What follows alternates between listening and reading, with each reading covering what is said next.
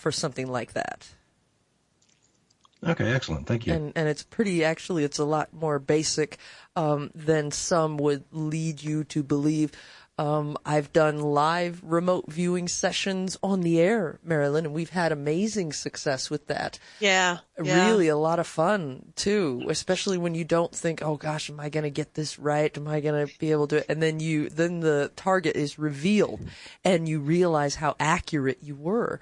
And the main thing that I can tell you, caller, on the line here, what remote viewers teach is trust the information that comes. So if you're wanting to go to a location, say you want to go to the pyramids and you want to go to the Great Pyramid at Giza, I'm just taking an example, and then you would look at the picture of the pyramids, and then you would do everything you normally do to get out of your body, and then just trust that when you travel beyond the places that you know, just trust that you will end up at the Great Pyramid at Giza. But, another thing I would just throw out there is consider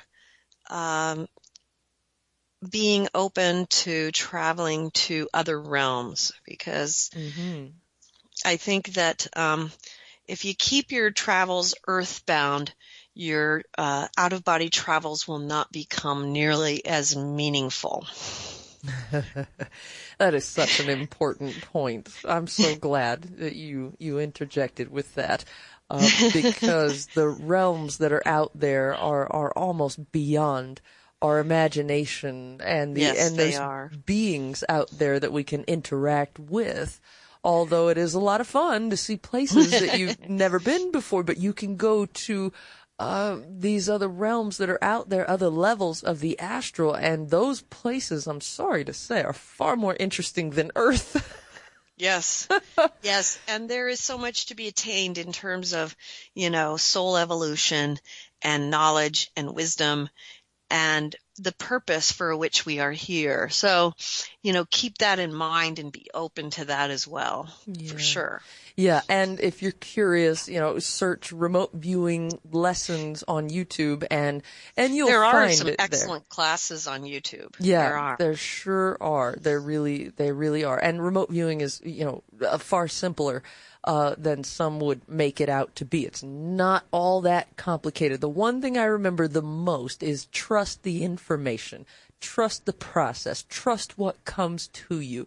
Because you're acting as like a conduit for the information coming in. So, right. Just trying to add my little bit, try to be helpful. All right. Another call, if you'll indulge us on one more call. Course. All right. Sure. On the phone, you're on the air with Marilynn Hughes. Welcome to the show. Hello, is it I? It just might be. It just may be. Oh. Hi, Marilynn. My name's Jack. Hi there. Welcome.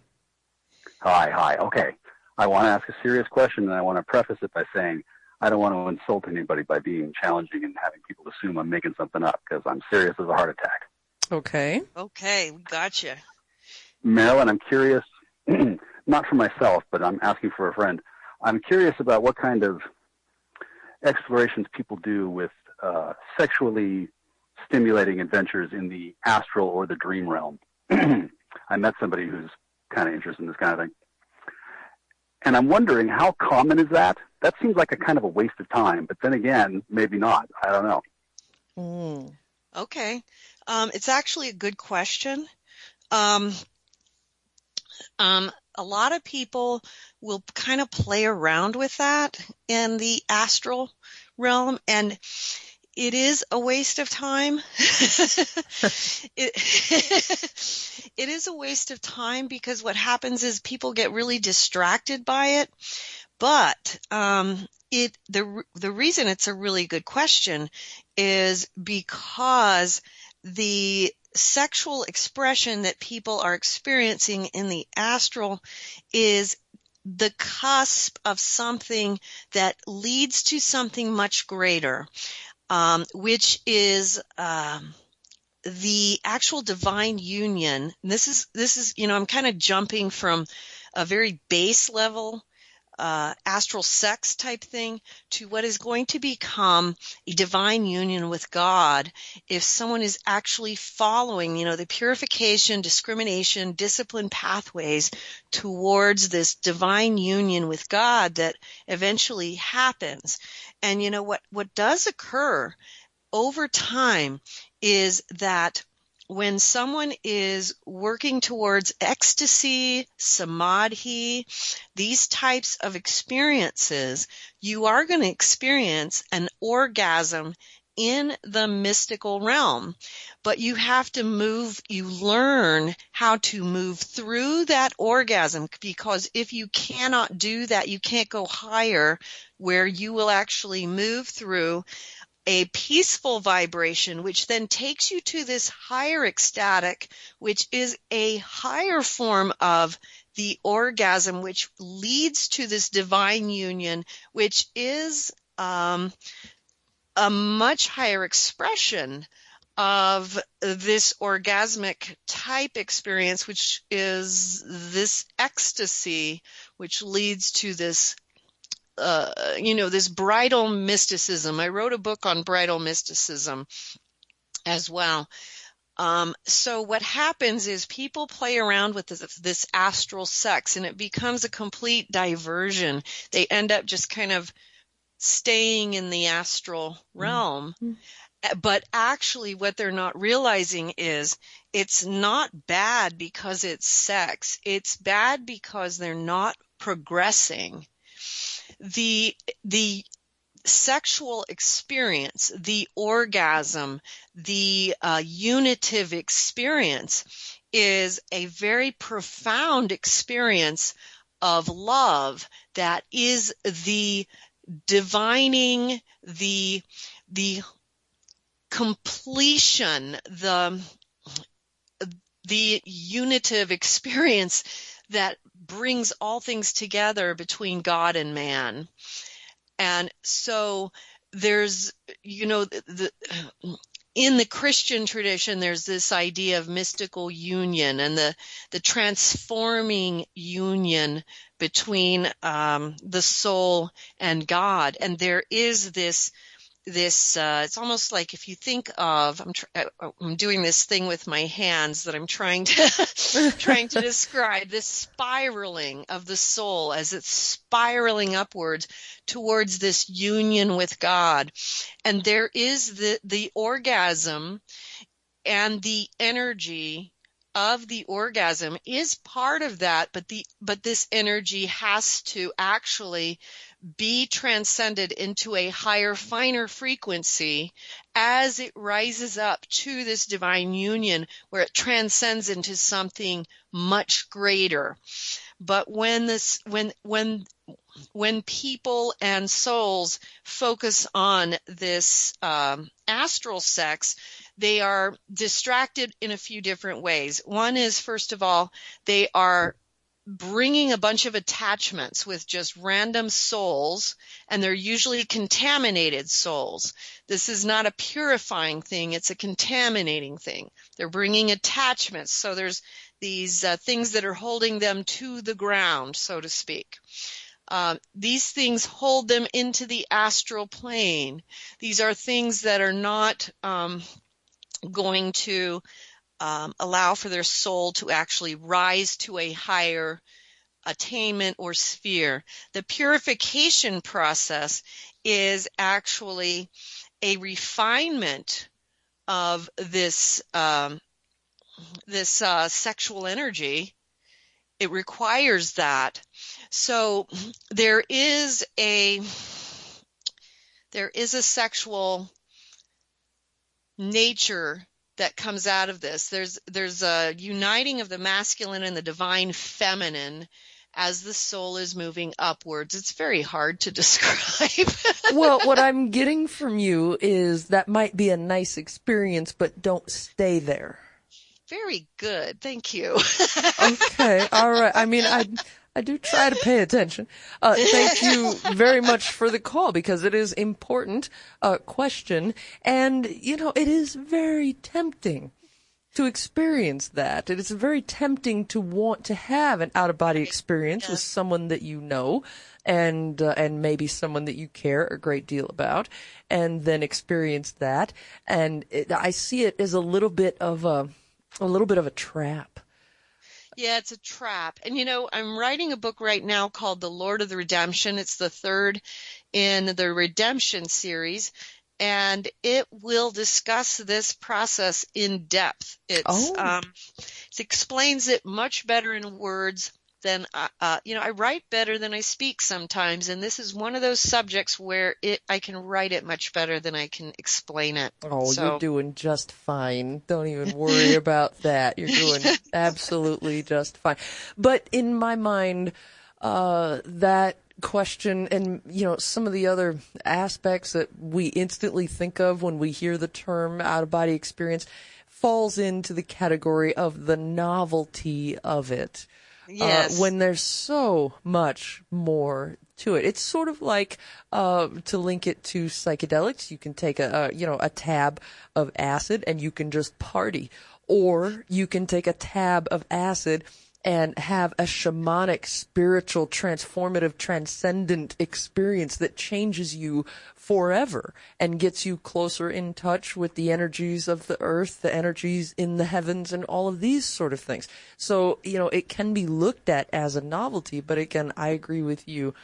Maybe something to experience, a spiritual stepping stone, if you will, but don't stay there. Yeah, and if you've experienced it, definitely don't, dwell on it or feel bad about it. Everyone has experienced it for sure. If you're in the astral state, just don't look at it as something to pursue. This is part of, you don't want to develop attachments. You want to you're throwing away attachments as you're moving towards the purification and towards God. You're not taking things like that along with you. Okay. Yeah. I think that definitely covers it. Let me see here. Just a question from the Looking Glass from Adrian in Connecticut. She says here, I have not practiced OBEs. I have experienced them. One was unusual. I was viewing my OBE body from a slightly elevated position. It was being pushed against a wall in a dimly lit room by nearby negative human spirits. I felt the dread that body was experiencing. What the heck was that about? God, that almost sounds like, now wait a minute, I was viewing my OBE body from a slightly elevated position. So is she looking at her, spirit body from another location? Does that mean the spirit body is then split somehow? I'm lost here, Marilynn. It seems like that's what she might be saying, and it sounds like she was being oppressed by some type of either astral plane entities. She was being pushed. Is that what she said? Yes, it says here, where'd it go? She felt dread. I was being pushed. It was that OBE body, so out of her body, not physical body, was being pushed against a wall in a dimly lit room by nearby negative human spirits. I felt the dread that body was experiencing. Okay, yeah, and often in the astral plane, it's going to be lit as if by twilight, and so the dimly lit room is pretty typical in the astral plane, and it sounds like she was being oppressed by some spirits in the astral plane. And the astral plane, and this is one of the things that I try to clarify for people, astral projection, astral travel is different than out-of-body travel. Astral travel refers to fourth realm travel, which is that overlapping realm around the third dimension. And that is a realm that, we have, we have this, it's a combination of, it's a mortal realm. So you've got good entities, bad entities, and in between entities, you do have ghosts and lost souls, wandering spirits. And so you do have oppressive spirits in the astral plane. It's when you get to the fifth realm and above that you have the lighted beings. And so in out-of-body travel, you're working more with the multi-dimensional worlds. You can, in out-of-body travel, you can be in anywhere from the heavens, hells, and purgatories, and that's multi-dimensional. So astral is referring specifically to that specific realm. So she was being oppressed by some spirits in the astral realm, and of course she felt dread.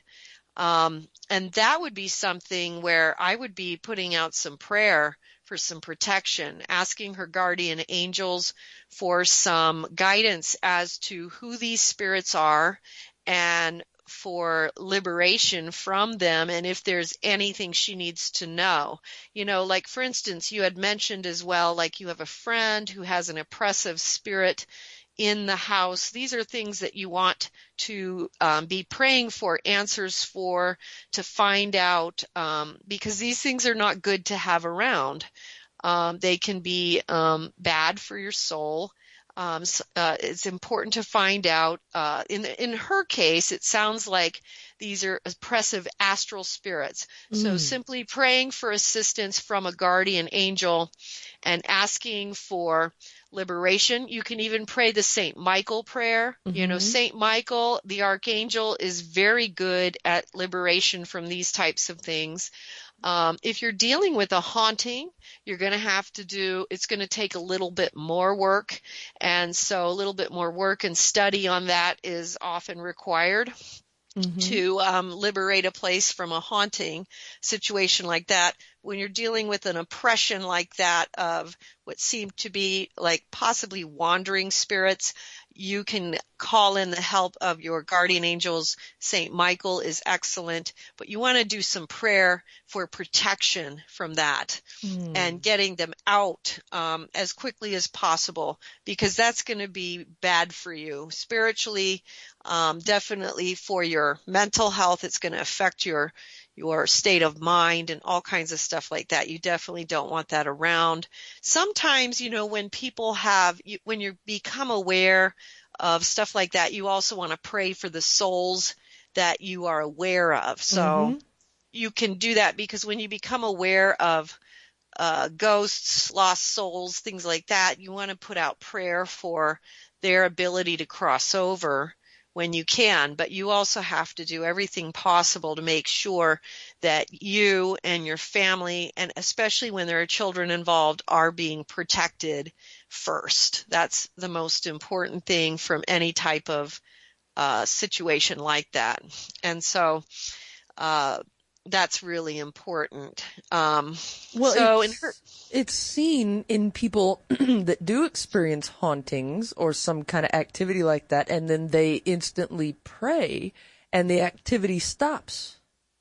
Right. Yeah, sometimes it does, and sometimes it doesn't. It just depends on, you know, the level of the activity and what you are dealing with. You know, some hauntings are ghosts or wandering spirits or lost souls, and sometimes they might be related to something more serious. You know, I have a couple books. One is Ghosts and Lost Souls, and one is Spiritual Warfare, Angels and Demons, and those can help you to identify what you might be dealing with more in those kinds of situations. When you're dealing with something that might be more principality or power, it's going to require a little more effort. But yes, prayer is a big help. When you're dealing with a ghost or wandering spirit, lost soul, prayer is going to help usually.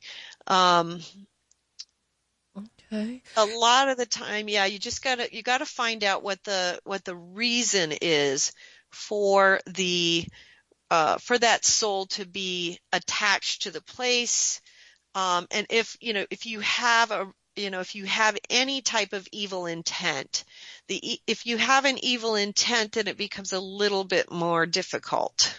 Oh, really? Yeah. Interesting. So this is when I hear people refer to the lower astral plane, that's what they're talking about. Some of it is the lower astral, but you also can have things that are worse than that. So, Oh, yeah. okay. All right. So it's not all sweetness and light out there. No, not all sweetness and light, Okay. fortunately. But the aim is to get above those levels, right? If I'm Right. understanding you, I mean, that might be some of the Yes, first levels we definitely. encounter, but we're aiming past that. Right. We want to try to, and that's why we want to, because a lot of what we're doing when we're just astral traveling, ironically, when our one previous caller called about traveling the earth, when you travel the earth, you're traveling in the astral plane. It's when you want to start traveling into other realms, higher realms above that, the realms 5 and above, Mm-hmm. that you're going to start going into the realms of light. And that's where you're going to be entering into the realms of knowledge, where you're going to learn things. You're going to be taught things. And so that is really where you want to start shooting to go, because you're going to, that's really where it all kind of begins. Some of your training, some of your learning does happen in the astral realms. And honestly, a lot of, it depends on what your calling and your destiny is. My particular training, a lot of it had to do in the purgatorial or in the lower hell realms as well, just because of things I was being asked to do. So I had to do some training in those spaces too. Just because, creation continues to create, and we are always asked to give back to creation what creation gives to us. So I had to learn to assist souls in various states of evolution. And that was part of how I was asked to give back. And so you can read about all that in all my books. And so I learned a lot that way. But when you are taken into those spaces, you want to go there with the proper protection that is afforded when you are asked to go for that sort of purpose. Because when you go there in that way, then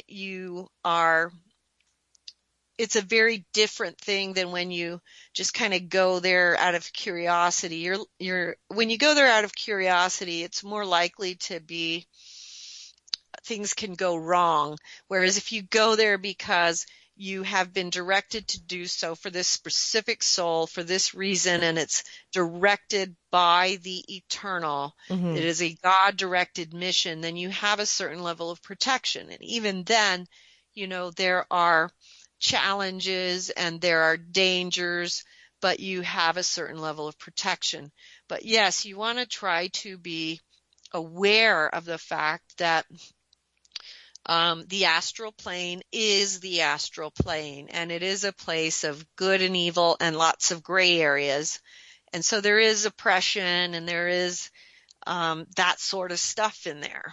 And And so there is a lot to learn about that. And, the Mysteries of the Redemption really teaches you a lot about that. So, it really does kind of lay out a pretty good map for you of some of these realms. Yeah, and I think that's important for anybody diving in and, some conflicting information out there. And the terms appear to be interchangeable, and apparently they're not interchangeable. One last question. Sure. Just one more. Because this is so wild to me. So this is Linda in Ontario. And she says this, oddly enough, I was going to try some traveling, and then we just completely got consumed by a major lightning storm. I wonder if I can use this to help me.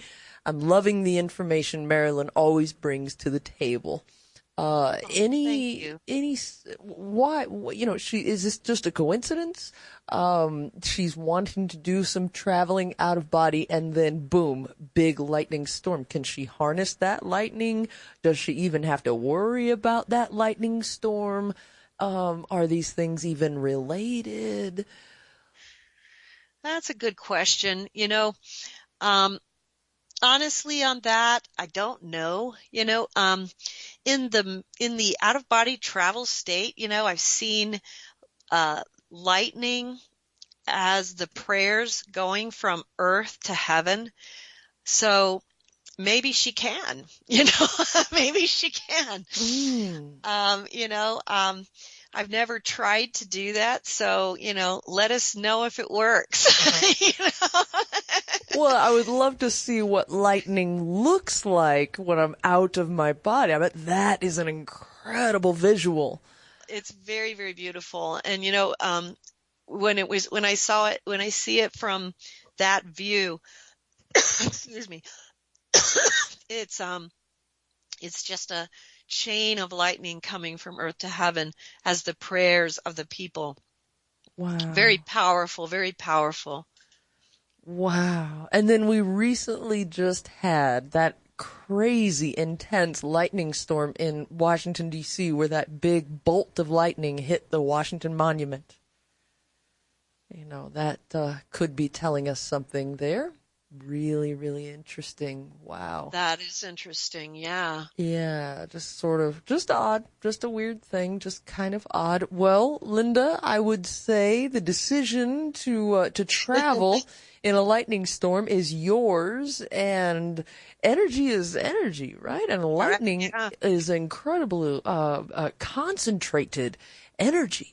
So, Well, too, one of the things I experienced in my out-of-body travel adventures was you go through these experiences where you are initiated into several forms of life. So, I apologize. I'm getting a cough here.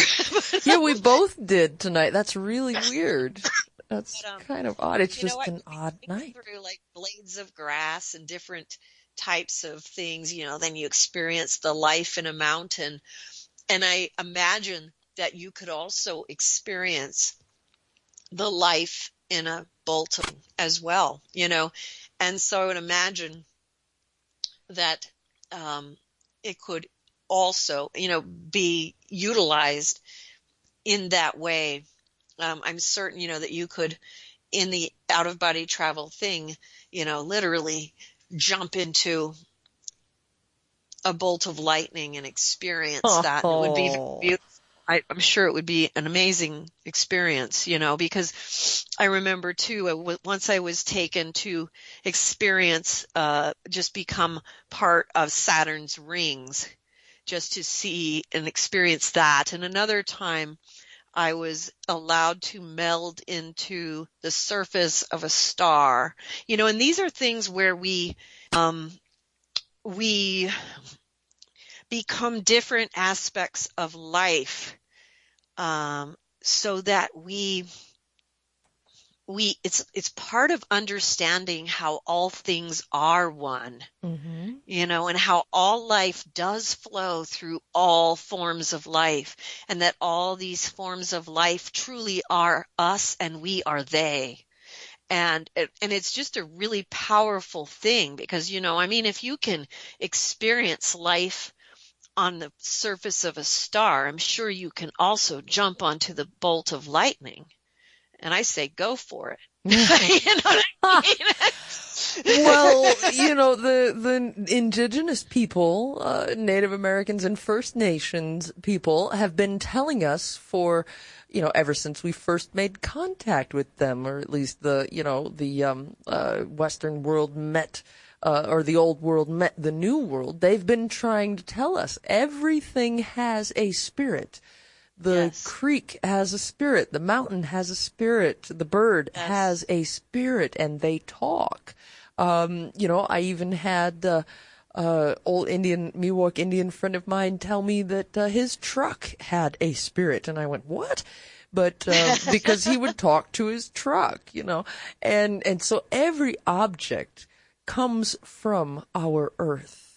Everything, even the plastic and whatnot, this all comes from our earth. And so therefore, this is how he explained it to me. Therefore, every object that you will come into contact with has a spirit and talk to those spirits. And so if we can communicate with the earth, air, fire, and water, why wouldn't we then be able to communicate with the lightning? Right, exactly. That's... And, ironically then looking at how the lightning was shown to me as our communication with God, our prayers traveling from the earth to the heavens. And so not only that we wouldn't communicate with the lightning, but that lightning is already communication, Wow. Wow. God, I mean, what a question to end us on here. What a note to end us on. That is, talk about ending on a high note.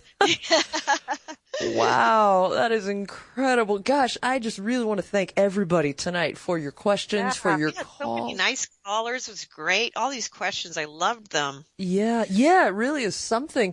And I want to thank Linda in Ontario for that particular question, Adrian in Connecticut, and if I have missed anybody, especially Mike in Montana with his question about spirits, if I've missed anybody, it's only because it's late and I'm absent-minded.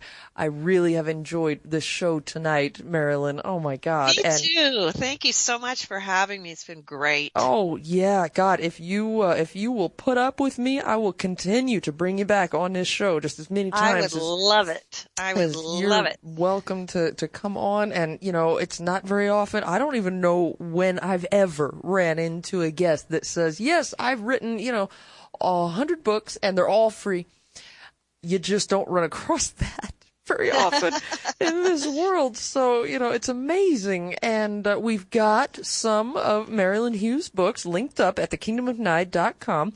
The Mysteries of the Redemption, Come to Wisdom's Door, How to Have an Out-of-Body Experience, The Frequency of Otara, and the brand new Astral Projection Made Easy. Is also linked up at thekingdomofnight.com. And if you really want to go down the ultimate rabbit hole, well, that is at outofbodytravel.org. Wow. Amazing. Absolutely amazing. Well, Marilynn, I want to release you from the hook here and wish you a very pleasant rest of your morning. You've been really brought the goods tonight. We're absolutely informative on so many different levels. And if it makes you, if you wonder, I'm here to tell you, you have most certainly left all of us at a higher vibration than you found us. Awesome. That's great to hear. Thank you so much. Thanks for having me. Absolutely. And you'll get a couple of emails from me here tonight before I go to bed. And gosh, wow. Marilynn Hughes. I mean, she is an amazing, amazing lady. Wow. And, gracious enough to go about a half an hour overtime here with us to answer your questions out there. And so, well, my friends, experience out of body and perhaps get to know the lightning. Right? I mean, there's so much out there waiting for you. And Marilynn Hughes wants you to get to know it. Go to her website, outofbodytravel.org. You will find something there that your spirit needs. And I will catch you tomorrow night at the same time, at the same place. And we are going to go on a whole new ride with, another amazing, amazing person in the night. Please be good to each other out there. And good night. That's our show, everybody. Good night.